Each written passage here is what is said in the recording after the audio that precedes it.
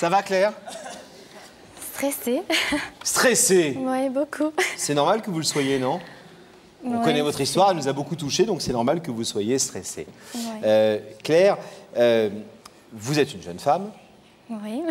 Et vous avez eu un grand malheur dans votre vie, il y a 5 ans. Votre maman s'est donné la mort. Oui. Dans des conditions pas simples, pas évidentes, etc. Et c'était un vrai drame, évidemment, on imagine bien. Et il s'est passé quelque chose de formidable, entre guillemets, derrière ce terrible malheur. C'est que vous avez fait une rencontre, si j'ose dire. Oui, on peut dire ça. Vous avez rencontré votre père. Oui. Je l'ai retrouvé. Il a su être là pour moi et mettre un peu sa peine de côté pour continuer à m'éduquer et à jouer aussi le rôle d'une maman. Vous avez quel âge? Moi, j'avais 13 ans. Je venais de les avoir, donc... Alors Claire, on va découvrir au travers du récit de votre histoire comment ce papa qui était plutôt assez absent avant cette tragédie, non seulement s'est retrouvé tout d'un coup très présent dans votre vie, mais en plus a assumé à merveille le rôle de papa et celui de cette maman qui avait disparu. Regardez. C'est toujours la même histoire, la belle histoire. L'amour comme au cinéma, mémoire d'un projecteur, bourdonnement des souvenirs. Un homme, une femme prennent un ticket pour l'amour. Billet sans retour, on ne se quitte plus. Vite un bébé, une petite fille. Un prénom, ce sera Claire. Claire par-ci, Claire par-là. Un trio pour la grande aventure de la vie s'étourdit du plaisir d'être ensemble. Toujours près de maman, Claire, l'une ne va pas sans l'autre. Complicité et jeu d'enfant avec papa, 2 femmes, un même sourire, une famille unie pour le meilleur. Au diable le pire. Mais en 99, la vie rêvée du petit ange Claire salit ses ailes. Maman ne va pas bien. Elle dit adieu à la vie et la laisse seule avec papa. Juste un père et la douleur à chaque instant de le voir sans sa femme, à l'âge où l'adolescence interroge l'envie et l'amour de l'autre. Il faudra avancer seul, avec des souvenirs plein les yeux, avec un père comme seul repère, et le mot mère coincé dans la gorge comme un goût amer. C'est alors qu'un homme va remettre toute sa vie en question pour reconstruire le bonheur de sa fille. Jean-Luc n'a plus qu'une ambition, être père, être mère, être tout pour sa fille. Jean-Luc peut-il y parvenir? Soudain, sur les photos surgit une preuve de bonheur inespéré. Le dessin d'un sourire retrouvé sur les lèvres d'une fille sans mère, d'un homme sans sa femme trop tôt disparue. Claire s'est promise en regardant Il y a que la vérité qui compte de faire un cadeau unique à son père.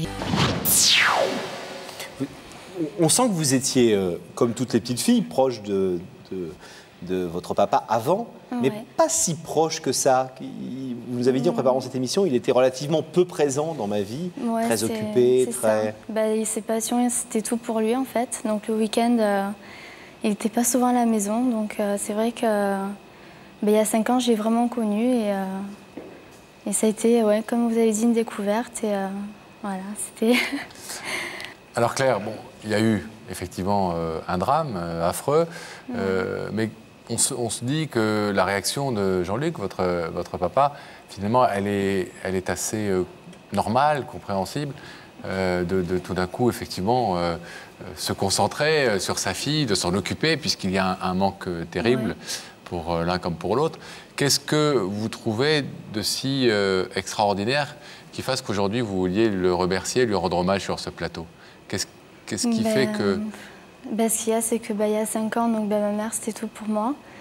Et donc, évidemment, on se retrouve au fond du gouffre. Et c'est vraiment dur pour essayer de trouver un but dans la vie et d'essayer de se remotiver à dire il faut continuer à vivre. Et il a su justement me remotiver. Et si je suis là au jour d'aujourd'hui, je pense que c'est vraiment grâce à lui. Hein. Donc, vous avez des frères et sœurs? Non, je suis fille unique. Vous étiez fille unique? Ouais, donc on est vraiment que tous les deux, quoi. Et il a donné toute son attention à moi et voilà. Ce qui est incroyable, et on va comprendre pourquoi vous êtes venu ce soir et pourquoi vous nous avez appelés, c'est que vous nous dites, je connais votre émission, je l'aime bien, on vous en remercie, mais j'ai eu envie, comme souvent des gens le font sur votre plateau, de dire je t'aime à mon père, tout simplement, et de lui dire à quel point il a été important pour moi, alors que je n'ai jamais réussi à lui dire dans la vie de tous les jours. Mais oui, c'est vrai que tous les deux, on n'arrive pas à exprimer nos sentiments, en fait, et on est on garde tout pour nous. Très pudique. Voilà, tout à fait. Et donc, voilà, on ne se l'est jamais dit alors que c'est quelque chose... Et pourquoi ce soir, cette pudeur, elle tombe sur un plateau de télé devant des millions de personnes? Pourquoi ce besoin de le dire là, devant tout le monde? Pour aussi prouver que je suis fière de lui et que j'ai la chance d'avoir un père extraordinaire. Donc voilà, je voulais faire ça en grand. Il a refait sa vie? Il a eu des relations, ouais, plus ou moins durables. Mais bon, là pour le moment, c'est pas sérieux, quoi. Et je sais pas d'ailleurs s'il a envie de recommencer à s'investir, en fait. Et vous voudriez, vous souhaiteriez qu'il soit heureux avec une autre femme? C'est quelque chose que vous pouvez accepter aujourd'hui, 5 ans plus tard? Ouais, parce que je pense surtout à son bonheur maintenant, vu que moi, je suis plus ou moins heureuse. J'ai quand même une vie qui est le mieux possible, donc j'aimerais que lui aussi, il soit heureux et que le jour où moi je fais ma vie, il soit pas seul, quoi. Qu'il ait quelqu'un à ses côtés tous les jours. Alors Claire, on va accueillir Jean-Luc qui doit se trouver aux côtés de Daphné, et puis vous allez pouvoir effectivement lui dire pour la première fois, apparemment, ce « je t'aime » qui vous brûle les lèvres. À tout de suite. Ne bougez pas.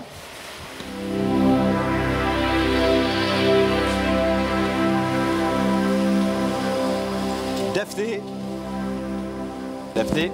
Oui. Est-ce qu'un Jean-Luc serait à vos côtés? Vous êtes Jean-Luc? Oui, je me prénomme bien Jean-Luc. Oui, effectivement. Vous allez bien? Oui, je vais très bien, oui, ça va. Ça va. On va dire ça va. Ok. Vous travaillez dans une imprimerie, vous êtes même le directeur. Si on peut le dire, oui.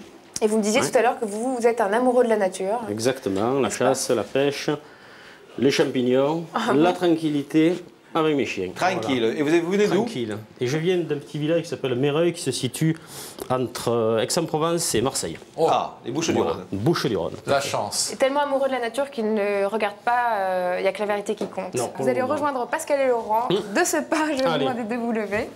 La vérité est au bout du couloir. Et vous la suivre ensemble.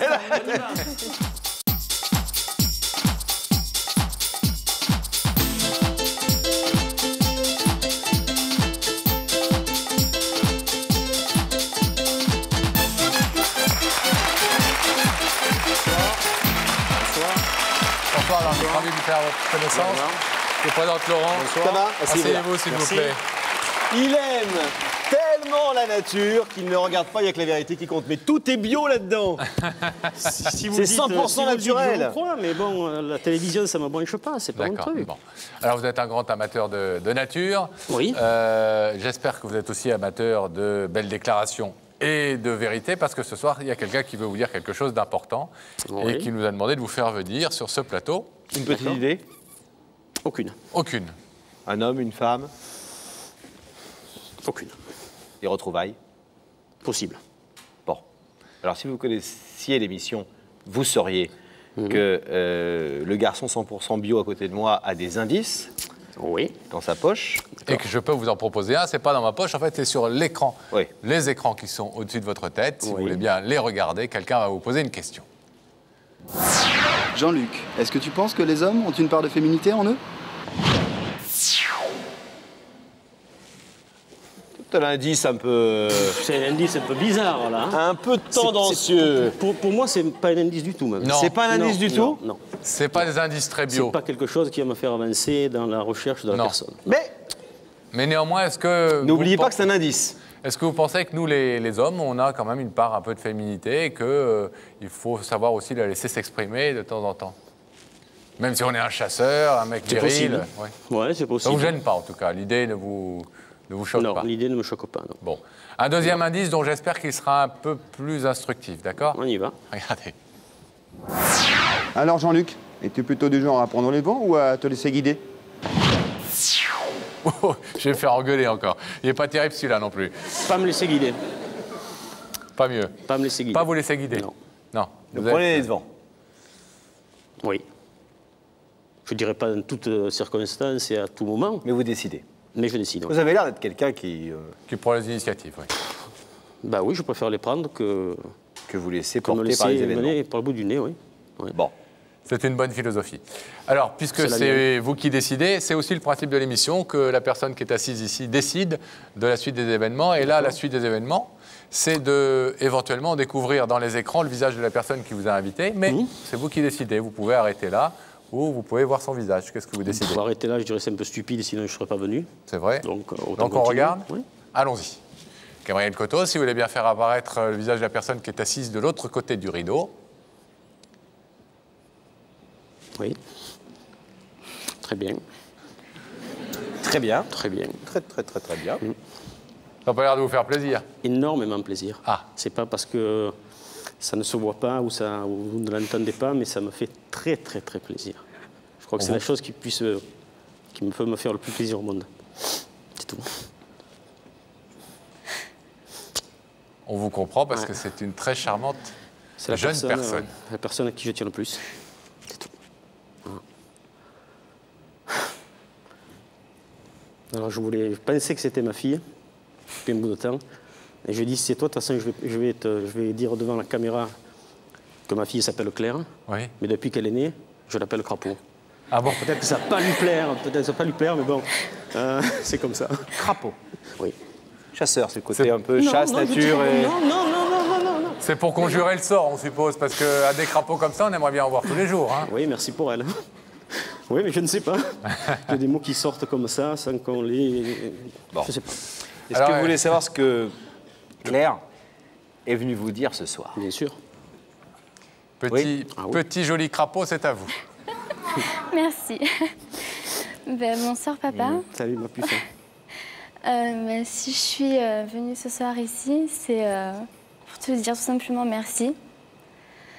Alors merci, pourquoi? Parce que tu as toujours été un super papa pour moi, notamment il y a 5 ans, quand il y a maman qui est partie. Et même si c'était pas évident pour nous deux, tu as su continuer à t'occuper de moi, à faire en sorte que j'aille le mieux possible.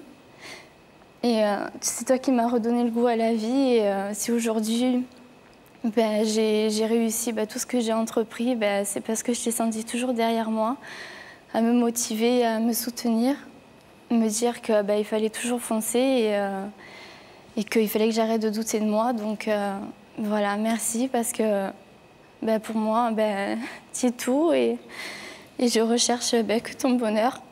Chapeau. Chapeau en plus. Tu es très courageuse de toute façon. Et puis si on en est là aussi bien toi que moi, c'est parce qu'il y a eu un soutien mutuel. Sinon, je pense qu'on ne serait pas arrivé où on en est. Ouais. Depuis le début, on s'est vachement soutenus. Et... Ouais. Même si on ne parle pas beaucoup, même si je n'ai pas l'élocution facile, même si je ne dis pas forcément ce que je pense tous les jours, bon, ça se traduit dans les faits, dans les gestes. Ouais, c'est vrai qu'on ne parle pas et je voulais vraiment dire qu'il y a des moments où ça ne peut pas toujours aller, où on repense au passé, et moi la première. Et justement, j'aimerais qu'on puisse en parler et voilà, quoi, je veux dire... Pas de problème. Voilà, et également une chose, c'est qu'on n'exprime pas nos sentiments. Oui, ça c'est sûr. Et ce soir, devant tout le monde, je veux te dire tout simplement que je t'aime de tout mon cœur et que... Et moi aussi. Je suis vraiment très fière de toi et d'avoir un père comme moi aussi, toi. je suis très fier de toi et comme je te l'ai déjà dit, mais très peu souvent, c'est vrai, tu es la personne qui compte le plus pour moi. Voilà. Ouais. À côté, il n'y a pas grand monde. Tu es vraiment la... Tu es la personne qui me guide aussi, parce que tout à l'heure je disais que je n'ai pas besoin de te guider, mais en fin de compte, j'ai certainement menti un gros mensonge, parce que ma fille me guide énormément et je lui fais entièrement confiance et c'est peut-être elle qui me pousse aussi, qui me fait aller de l'avant lorsque ça ne va pas, quoi. Voilà, et bon, il faut arrêter là parce que je commence à trembler et je sens que je ne vais plus arriver à parler. Allez.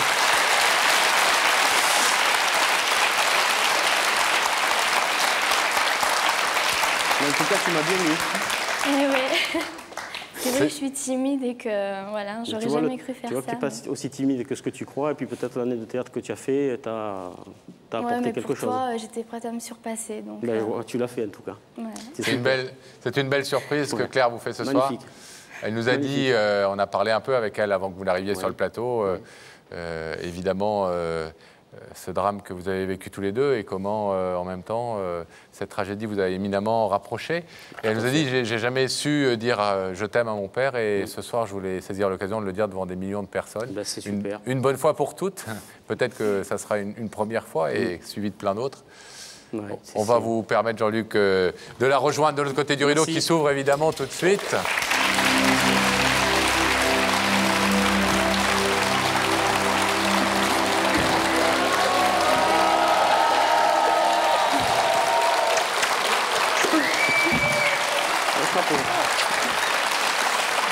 Merci en tout cas. Merci à vous deux. Vous pouvez être fiers l'un de l'autre et vous avez une fille formidable. Merci. Merci à tout le monde.